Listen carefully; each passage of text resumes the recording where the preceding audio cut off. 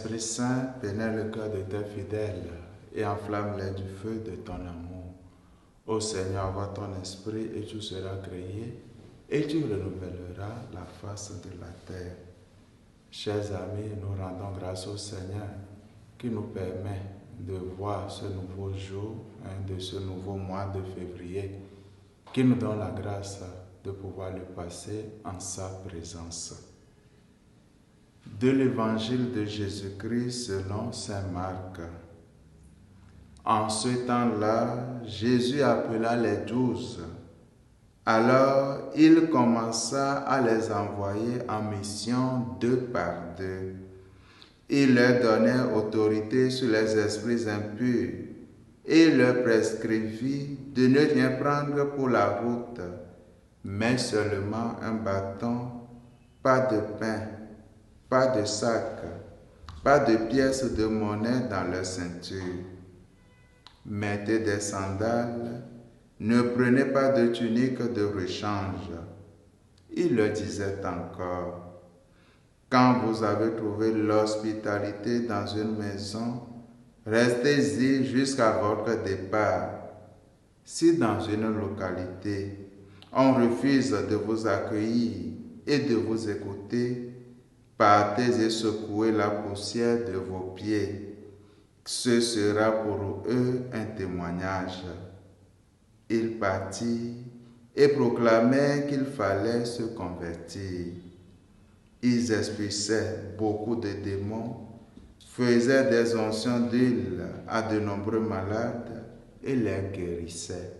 Acclamons la parole de Dieu. Louange à toi, Seigneur Jésus. Jésus envoie ses disciples 2 par 2 parce qu'il désire que ceux qu'il envoie annoncer l'amour de Dieu à tous les humains puissent le faire non seulement avec des paroles et des discours, mais surtout par le témoignage de gestes concrets d'amour fraternel.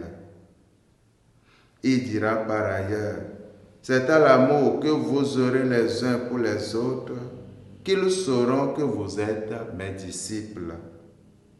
Ainsi, c'est surtout par le témoignage concret de l'amour fraternel que les disciples pourront réussir le mien à se faire comprendre par les gens qu'ils désirent évangéliser. Par cette recommandation, Jésus désire avertir ses apôtres qu'ils ne doivent pas faire reposer leur confiance en eux-mêmes ou sur leur propre force humaine ou encore sur leurs moyens financiers pour le succès de leur mission. Car leur mission est en fait la mission que Jésus lui-même a reçue du Père. Ainsi, Jésus veut que chacun de ses disciples qui accepte la mission d'annoncer le royaume de Dieu puisse mettre toute son espérance en Dieu le Père, qui peut seul donner la grâce pour toucher et convertir les cœurs. Ainsi, plus les apôtres se sentiront pauvres et démunis, plus ils devront mettre leur espérance sur la grâce du Seigneur. Frères et sœurs, il nous faut donc concentrer notre attention et nos efforts sur la parole du Seigneur qui nous donnera la lumière et la force d'évangéliser notre monde afin que le plus grand nombre puisse accueillir le salut de l'amour de Dieu. Amen. Que la bénédiction du Seigneur nous assiste et nous accompagne tout au long de ce jour, au nom du Père et du Fils et du Saint-Esprit. Amen.